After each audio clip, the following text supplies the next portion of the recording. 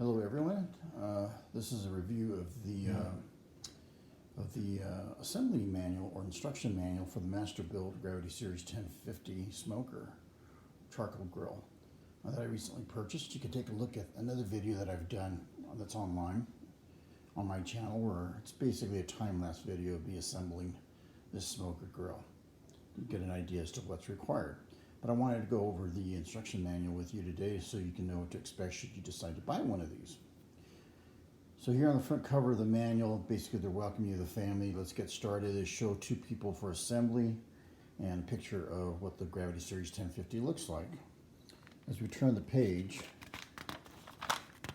or pages, you're going to see quite a few pages of just warnings and advisements in different languages. Just fine, is required by all manufacturers. And on this page here, the structural proximity and safe usage recommendations. As you can see, they're recommending a 10-foot difference or space between the left side and right side and the back side of the grill. I'm using mine underneath a awning cover or a pergola, so I have plenty of space, so this shouldn't be an issue. But I have seen some videos of people using these with very little space between in their outdoor kitchens, where there's very little space between the back of the grill and a wall or a counter. So just a little safety recommendation there, that you make sure you get plenty of ventilation for your smoker. As I turn the page, the next page, you're going to see an assembly list, parts diagram of the grill, and I was pleasantly surprised that every piece was included. I had no issues. Laid out really nice. I wish they would have labeled some of these parts a little better, but you get the hang of it as you're putting it together. It's not a big deal, really. No leftover parts, no missing parts. I did have a few screws and nuts left over, along with a tightening wrench for the casters, but that's all expected, makes sense. And then they have a parts breakdown list, so you can see what part goes where. And then this is also in different languages. So here's a hardware package that containing all the screws and nuts that you'll need, and as you can tell, they are labeled as to which screws go into which part of the grill. The assembly wrench there, part E, you're going to need that, like as I mentioned, for the casters, because there's very little clearance between the bottom of the grill and the casters. So it's a very handy little tool. So step one, I'm going to go briefly through these. It's pretty easy how to assemble this grill. I do recommend having someone help you if you want to speed up the process, but I did it all by myself except for one small step, and I'll explain that here in a bit. But the first step, as you can see, is just assembling the latch or installing the latch on the hopper mechanism. Not a big deal, very simple to do. Then on this step here, they're recommending that you rotate the grill onto its back, or actually on the top, so you can assemble the legs on the next step. I did this by myself, and the other thing I recommend is when you unbox this thing, is cut the box open and lay the box on the floor so that you can roll your smoker on top of it. That way you can avoid scratching or damaging your floor with oil or paint from the grill itself, scraping it. So hang on to that box, don't get rid of it, don't tear it apart, but do lay it flat. Step 3, you start to assemble the legs along with step 4. The only thing I would recommend on these two steps is, as you can see here, let me get my little pointer here. This leg here is angled. You can see the angle there as to this one's a 90-degree angle. Just make note of that. Make sure you put the legs in the right position, and you should be fine. Then next step is step 5, some bracing, and then finally the shelf that goes on to the legs. If you'll notice, one of the legs isn't assembled yet. There's a reason for that. You'll get that in the next step. We should be able to assemble that bottom shelf without any problem. Then once you get the shelf in, you install the last leg. Then on step 8, you go to the hopper and you install this gasket, and it says partially install screws. And the reason for that, is they point that out here in the diagram, is you're going to slide the firebox onto the hopper, and you need to have clearance from those screws in order to do so. So here they're showing you how to, in step 9, how to install the firebox onto onto the hopper. But before you do that, you'll notice there's an X right here on this diagram and a check here. What they're pointing out is on the fan assembly, there's a little cover here, and they're asking you to bend it up in a 90 degree or upright at a 90-degree angle. You must do that, and they only recommend you do this once. Don't do this multiple times because you'll start to fatigue the metal and it'll eventually break off. So just pay close attention to that. Here is where you slide the firebox onto the hopper assembly and then tighten it down. Step 11.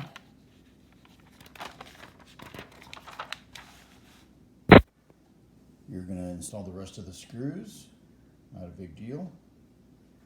And then you'll start to thread the cables through the legs, through the braces, in step 12. And then make the connections in step 13. The connections are fairly easy and straightforward. As you can tell, they'll only go one way, so you really can't mess this up. Again, pretty simple.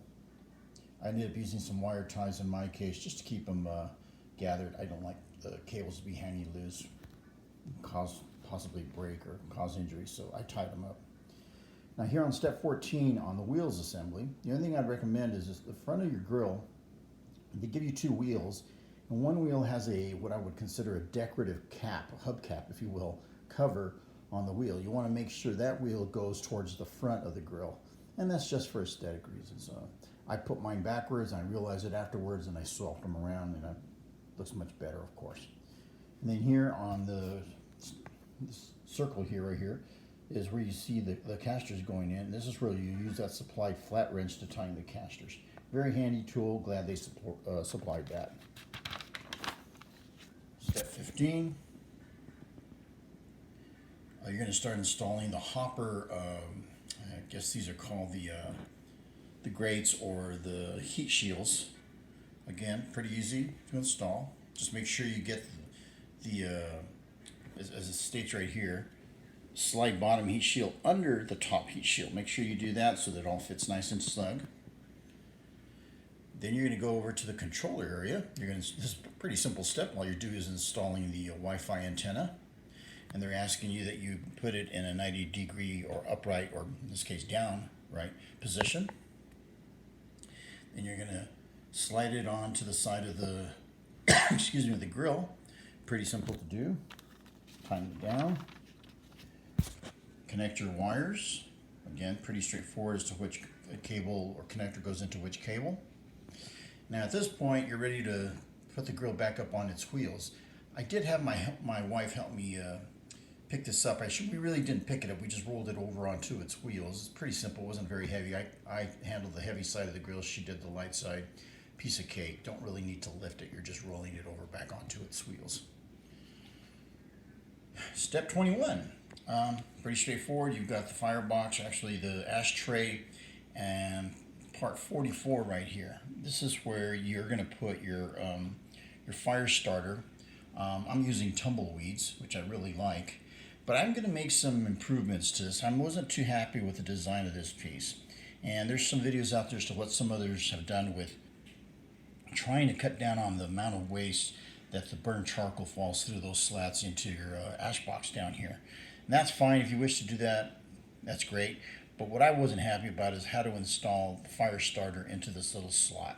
I'm going to make a video on some of the improvements that I'm going to make to that so you can just get a more efficient and faster ignition onto the coals. And expect that video here soon. Next, you install the door. Pretty simple. Just slides onto the hinges. Step 23. Here's where the dampers go into the side of the hopper. You can see these little notches right here. Those notches, actually, there's a little, see this thing right here?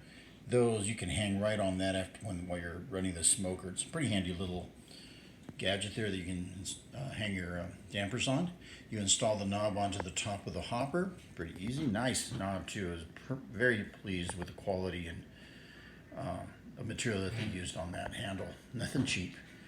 Here you install the handle to the lid cover itself. Excuse me, I did struggle a little bit getting part number 56 to line up perfectly with the screws. but I succeeded in the end. So just be careful that you don't strip that out, otherwise you're going to have a loose handle. So take extra time and care that you install those properly. And here's one of the pieces that probably leads to a lot of contention and ridicule on the Gravity Series 1050 is the gauge that they provide you. This is they call it a temperature gauge, but it's basically, there are no digits. It's just basically how would I say this? Just a temperature range, I guess, of what to expect. Again, you have the controller over here on the previous page, sorry, that gives you a digital readout of the internal temperature. And I'm going to point where that monitor is here in a bit. So this is basically just a reference gauge. So if you want to replace that with a temperature gauge, go right ahead. I don't think it's necessary. But then what's a grill without a gauge, right? And that may come in handy because as you start to get familiar with this smoker, you'll be familiar as to where this gauge is pointing the temperature range. That way, if you lose your app or your phone or whatever you have the app loaded on, you still have a reference point as to where you want your internal temperature. Why you would be grilling or barbecuing without a temperature gauge is beyond me, but that's up to you guys. Now, part number 27 here, what are they showing? Oh, yes. This is the bracket where they install the what I call the heat exchanger. So from the firebox, so basically as the heat comes in from the firebox into the grill, you're going to assemble this part right here and this part right here. One thing I will point out here, and they don't do a very good job of the illustration, is down here on this rack is where the temperature probe is located on the grill. That goes to the controller. So it's kind of towards the bottom near the heat source. I'm not too thrilled about that. Not much I can do about it other than putting a different temperature probe in there. There are other videos on YouTube that you can reference for that purpose. But if you're curious, the temperature probe is on that side or on that level. So here they're installing the heat exchanger. The shelf goes on the front. I kind of like that shelf. It was kind of a nice little added feature that came in handy. Here you're installing the grates along with the drip pan, the meat probe. Very simple process, and as you can see, there are four inlets or outlets, I should say, for the meat temperature probe, so that you can have up to 4 things monitored at once. They only provide one. Not sure what the cost is for another meat probe. I'll have to find that out and probably post that on a future video. I can tell you that the 3 items that I used to monitor the temperature of the meat I was cooking, this probe looked like it was off by about 3 to 5 degrees. So it takes some more time to get used to that and see if I can figure out what we can do about getting that to give us a more accurate reading. Finally, pre-seasoning. There's some other videos out there on how to pre-season your grill. I went by the instructions here where I filled up a hopper with about that was half full, started it up, set it to 250 degrees, ran it for an hour, then added a little more charcoal and raised it up to 400 degrees, ran it for another 30 minutes. I shut it down, let it cool. I ended up using cooking oil and rubbed on a light coat of cooking oil all over the grates and the inside of the lid. Get it seasoned really well, and then set it to 400 degrees, let it burn in for about 30 minutes, and it came out beautiful. A really nice bronze color on the interior. The grates are great, they're good quality. On the grates, I will say, there's one side that's listed for smoking, and if you flip them over, they state that they're intended for searing, so take note of that. I ended up seasoning both sides, so I'm good to go. Here they explain you how to start up your smoker. What I will say is I've seen some other videos as well where some guys are, what they're doing is they're throwing chunks of wood, for seasoning, hickory or whatever, into the top of the hopper. The instructions here say you should put the chunks of wood into your ashtray, because as the coal burns through and falls into the ashtray, it ignites the hickory wood that you put in there, whatever wood you put, and it burns slower and gives more flavor. Give or take, do it however you want. I think if you put it inside in the hopper, it's going to take a while for it to ignite and start to smoke. So I kind of would prefer to go to using the ashtray or the ash bucket as opposed to putting them in the hopper, but that's to each their own, however they want to do it. Again, do not use any lighter fluid in this hopper. I'm using tumbleweeds as an igniter, and I love it. I think it's a great product. It does say wait 1 or 2 minutes after lighting the fire starter to make sure the fire starter is fully lit. So in other words, leave the door open, leave the dampers open, make sure it ignites. And once you feel you're comfortable that it's running, go ahead and close the doors, turn on the grill, set your temperatures, and you're off and running. Well, I will say this, that in order to reach 250 degrees when I first started it up, after I knew that the charcoal was fully ignited, it probably took me about, I'd say 7 to 8 minutes, maybe 9 minutes at most to reach 250 degrees. But what the cool part was once the charcoal was fully lit and burning, going from 250 to 400 degrees took about, I'm going to say 20 seconds. It was outstanding. Really loved that. And also, the temperature held steady at about 250 degrees, give or take 1 or 2 degrees. You open the lid. I saw about a 7-degree temperature drop initially, but then the fan kicked up, raised the temperature again, closed the lid. It jumped up to about 254, 255 degrees. This fan slowed down and it returned back to 250 degrees. Love that. I think that's great technology. That's one of the main reasons why I bought this grill. And then basically shutting it down is pretty simple. You turn the controller off, you close the lid, the hopper lid and ash doors, and you install the dampers or the air intakes. And what that does is it stars your charcoal from oxygen and they eventually extinguish. I try to gauge my charcoal because I don't like wasting charcoal or anything for that matter. So I kind of tend to gauge just to put enough charcoal in the hopper that I know is going to get burned over a period of time. No need to waste. I'm not a big fan of it extinguishing itself. So again, to each his own. And as far as the meat probe, I'll leave you guys to test that out. Again, I felt mine was off a few degrees. I really don't, I just use it as a reference. I don't use it as a say-all do-all. I use a thermal pen for my cooking, which I really love. And the one part I probably should have started at the very beginning, the Bluetooth and Wi-Fi. I recommend you download the app on your smartphone or your iPad or whatever you're using. Do that first as you assemble it. When you first power it on, go ahead and sync up to your grill. And once you do that, it's going to download over Wi-Fi. It's going to download the latest firmware for the controller. Do that first before you start cooking. You must do that. I should have pointed that out at the very beginning, so I apologize. As far as Bluetooth, I did drop the signal maybe 2 or 3 times over a 6-hour period. Not a big deal, just connected right back up, found it right away, no problems at all. My opinion of the app, it's a nice little app. Probably over time they'll add a few more features to it. Not sure what they could add, but I'm sure they will. I just prefer a little more stability and accuracy. And so far, so good, as far as both stability and accuracy.